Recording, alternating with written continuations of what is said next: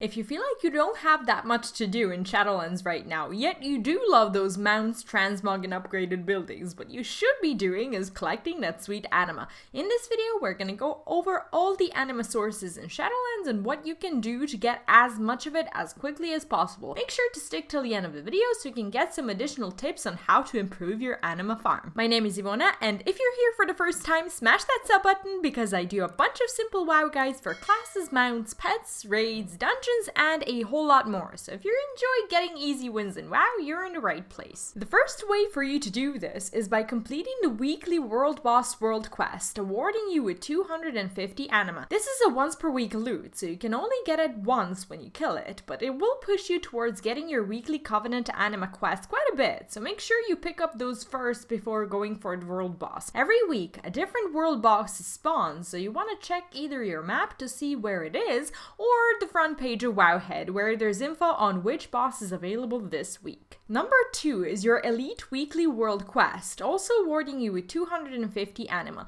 All you need to do is find it on your map, get over there, kill a lot of creatures, and your quest will be complete. Now for a short time, these ones had a habit of awarding 750 anima, but that got hotfixed, so if you find that info online, don't get your hopes up because 250 is what you get. You can complete these once per week on a character, but that doesn't stop you from hopping onto your ult and doing that one plus the weekly world boss for 500 anima in less than 10 minutes a week. This is the one you'll have to keep an eye on though, as it isn't up all week long and it acts like a normal world quest does, disappearing once the time is up. Number 3 are the dungeons and raids. A lot of times we do nothing but complain about getting anima instead of gear, but when you think about it, anima is not really that terrible of a loot considering how hard it can be to get to it. But if you're on the hunt for all the anima cosmetic rewards, this is not such a bad idea, especially if you actually enjoy doing dungeons, so try to appreciate those anima drops at least a bit, even though you'd much rather have a ring or new shoulders or, you know, a mount or something actually good. Number 4 is your day-to-day world quests, which award you anywhere from 2 to 5 times 35 anima blue items, and there are actually not that many world quests in Shadowlands, so it's quite doable even if you don't have a lot of time to play. These ones are also good for buffing your rep with the Shadowlands factions, so if you know you'll be after those at some point, it's better to start now.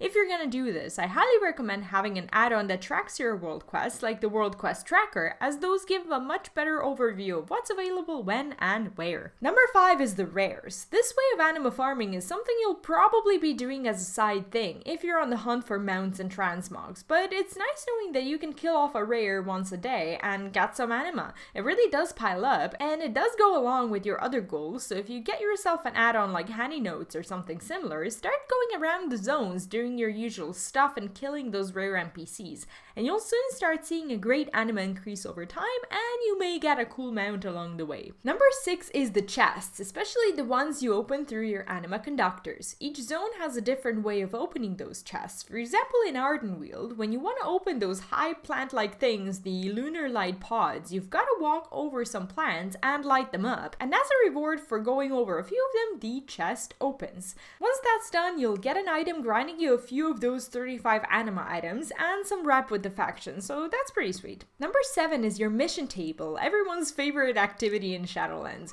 You want to level your champions as high as possible because that'll start bringing you better missions, including the ones that give more anima. If you'd like me to do a separate guide on how to handle the mission table along with some general tips on it, do let me know in the comments. Remember, you can also do these missions from your phone by downloading the WoW Companion app from your app store. It's free, it's been updated, and has plenty of awesome new features, so you want to look into it if you haven't got it already. If you don't mind your phone buzzing from time to time, you can even turn on the notifications for it and be announced when your troops return with your loot. Number 8 is your weekly PvE quest in Orbus, or I should probably say quests since there's 2 of them. You'll get asked to go into a dungeon on any difficulty and you'll get some rep for the faction of your choosing, but more importantly you'll get a bunch of anima, so don't miss out on those. If you don't really know where to get those quests, all you have to do is turn left when you get to the innkeeper, enter the inn, and then go right down the staircase and into the broker's hideout, where 2 of them will be offering you those quests. Pretty easy. Number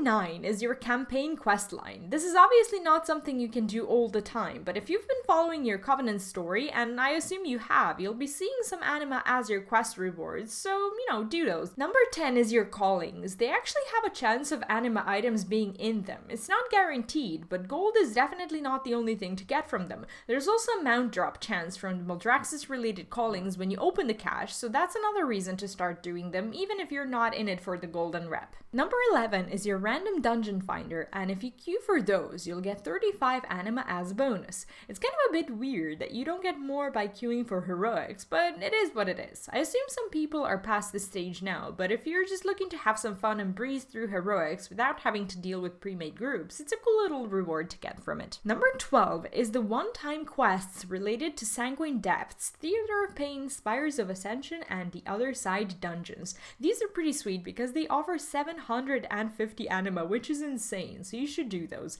The Sanguine Depths quest is inside of the dungeons, the Theater of Pain is outside of the dungeon near the entrance, and it's locked behind a tiny quest chain. The Other Side quest is actually also inside the dungeon. Number 13 is the Favor quests, which you unlock by talking to drought and Revendreth and doing the night market quests from him. This will enable you to get quests as loot from all over the place, requiring you to return some items to Taxera in Revendreth, awarding you with some anima as well. There are 13 of those Favor quests, and if you're interested in completing them, I'll link it to in the description. Those were all the PvE ways of obtaining anima. When it comes to PvP, you've got plenty of options as well. So number 14 is your weekly PvP quest, which you can find in Oribos, which grants you 250 anima. Even if you don't do PvP, I'm sure you can get yourself to do this if you're anima farming, because it is a lot and it doesn't take that much time to complete them. Number 15 is queuing for random battlegrounds or random epic battlegrounds, which grants you some anima upon completion, but you can only get those once per day, so you can't really farm anima this way.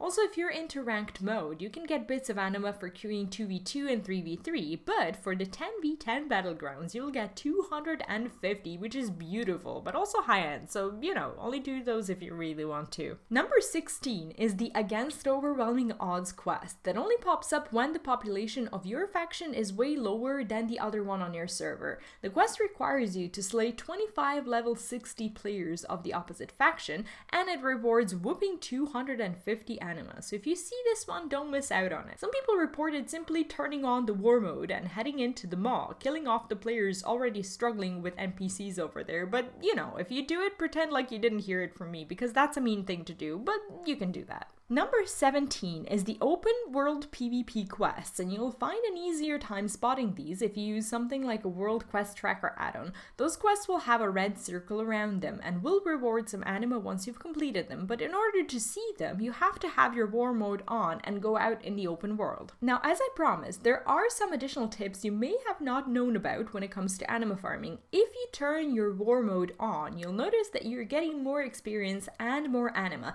anywhere from plus 10% to plus 30% depending on the faction population on your servers. When you do world quests, of course you'll need to have your war mode on during the time of their completion, but for those quests that you can turn in order to get anima, you can simply switch to war mode on before turning in your quests and then switching back to off if that's your thing. If this isn't too much of a hassle to think about, I recommend taking advantage of it because it's not an additional farming source, but the one that buffs your existing ones instead, so it's definitely worth considering it. And that is pretty much it when it comes to anima sources. Have I forgotten to mention any of them? Do let me know in the comments, and if you discovered at least one you didn't know about, press that like button so more people can find this video. And if you haven't subbed yet, now is a good time to do so because more guides like this are coming soon. Thank you ever so much for watching, and I will see you soon. Happy farming and bye bye.